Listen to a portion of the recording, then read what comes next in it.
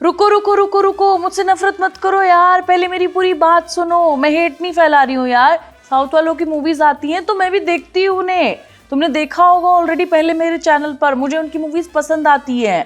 अब मेरी पूरी बात सुनो, उसके बाद मुझे जो भी कहना है तुम कह सकते हो। देखो यार, जूनियर एनटीआर की मूवी देवरा रिलीज हो रही है 27 अक्टूबर को, और अगर मैं कुछ कह रही हूँ तो मैंने कुछ पढ़ा होगा, मैंने कुछ देखा होगा, उसके बाद ही तो कह रही हूँ ना। अब जूनियर एनटीआर की मूवीज जब आती हैं तो हम एक्साइटेड रहते हैं, क्योंकि उन्होंने हमें आरआरआर जैसी बढ़िया एकदम ऐसी मूवीज जो ऑस्कर जीत कर आई हैं वो मूवीज दी हैं। और अगर मैं उनकी मूवी को रीमेक कह रही हूँ तो उसके पीछे कोई तो रीजन होगा ना यार। मैं हवा में बातें नहीं कर रही हूँ, समझो मेरी बात को तुम। मेरे पास एक दो नहीं, पूरे के पूरे 5 कारण हैं जिसकी वजह से मैं ये भी कह रही हूँ कि भाई वो मूवी फ्लॉप हो सकती है। गुस्सा मत करो, पहले मेरी पूरी बात सुनो, ठीक है। देखो, सबसे पहला रीजन जिसकी वजह से मैं कह रही हूँ कि ये मूवी फ्लॉप हो सकती है, उसका पहला रीजन ये है कि भाई ये मूवी आचार्य मूवी है, एक साउथ की ही उसकी कॉपी है। देखो, मूवी की कहानी कितना सेम है ये तो मुझे नहीं पता है, क्योंकि मैंने मूवी नहीं देखी है, लेकिन मैंने उस मूवी का ट्रेलर देखा और मूवी के थोड़े बहुत सीन देखे, जिसकी वजह से मुझे लगता है कि सेम है। ये वाला सीन देखो तुम और ये वाला सीन देखो, इन दोनों को तुम कंपेयर करोगे तो तुम्हें देखकर लगेगा कि हाँ यार ये तो बिल्कुल सेम है।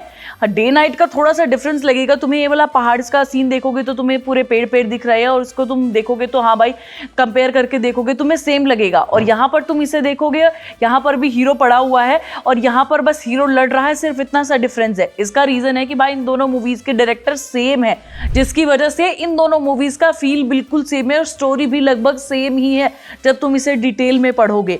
यही एक रीजन है जिसकी वजह से मैं कह रही हूँ कि ये मूवी रीमेक है और इस मूवी के फ्लॉप होने के चांसेस काफी ज्यादा हैं। इसको आचार्य 2 का नाम भी दिया जा सकता था, लेकिन मैं तुम्हें बता देती हूँ कि भाई ये आचार्य मूवी फ्लॉप हुई थी, जिसकी वजह से ये मूवी को सेम नाम नहीं दिया गया। और अब इस मूवी के फ्लॉप होने के चांसेस काफ़ी ज़्यादा बढ़ गए हैं, क्योंकि आधे से ज़्यादा लोगों को पता चल रहा है कि ये मूवी आचार्य का रीमेक है।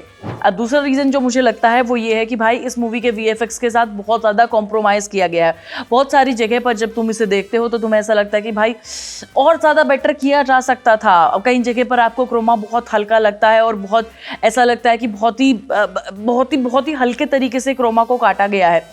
इसकी वजह से जब तुम आरआरआर के साथ उसका कंपेयर करते हो या बाकी सारी मूवीज़ के साथ कंपेयर करते हो जूनियर एनटीआर की, वो वीएफएक्स के मामले में तुम्हें बहुत बेटर लगती हैं, लेकिन वहीं देवरा बहुत हल्की लगती है क्वालिटी वाइज। इसीलिए जब एक्सपेक्टेशंस की बात आती है ना, तो जूनियर एनटीआर की मूवी से थोड़ा सा ज़्यादा होती है, उसमें देवरा थोड़ा सा मार खाती है, और यही वजह है कि मैं कह रही हूँ कि भाई देवरा फ्लॉप हो सकती है। और तीसरा सबसे बड़ा रीजन मुझे लगता है इस मूवी की कहानी। देखो, इस मूवी की कहानी के बारे में पहले तो लोगों को बहुत कम पता चला, और जब ट्रेलर्स रिवील किए गए, हम तक पहुंचे, तो कहानी के बारे में जो पता चला वो यही है कि भाई बहुत घिसी पिटी सी कहानी है। और अब ऊपर से रीमेक के बारे में पता चला तो लोगों की एक्सपेक्टेशंस जीरो होती जा रही है इस मूवी से। लोग इसे देखना भी पसंद नहीं करेंगे।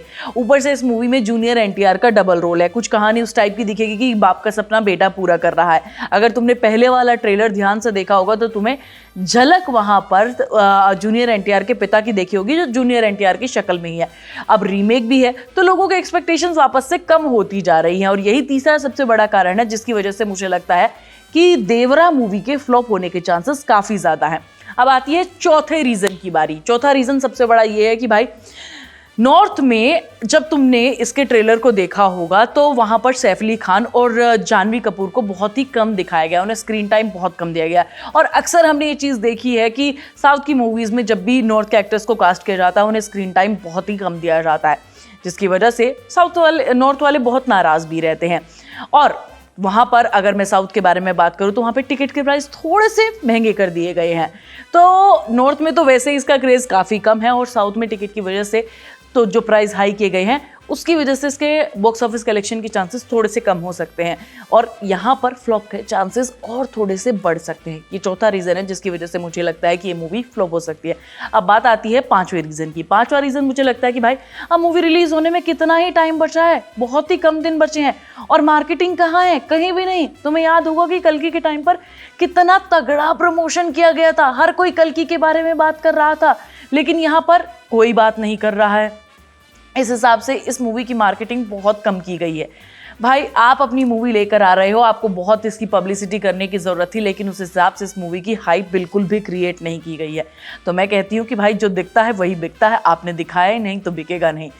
तो ये सारे कुछ 5 कारण थे जिसकी वजह से लगता है कि मुझे भाई ये मूवी फ्लॉप हो सकती है। रीमेक और अब आप मार्केटिंग भी कम कर रहे हो, तो ये पूरे 5 बड़े कारण हैं। बाकी तुम बताओ कि तुम्हें भी लगता है क्या कि देवरा फ्लॉप हो सकती है या फिर नहीं। मैं मिलूंगी तुम्हें नेक्स्ट वीडियो में। अगर तुम मेरी बात से एग्री करते हो तो कमेंट में ज़रूर बताना। लाइक करना, शेयर करना और कमेंट करना मत भूल जाना।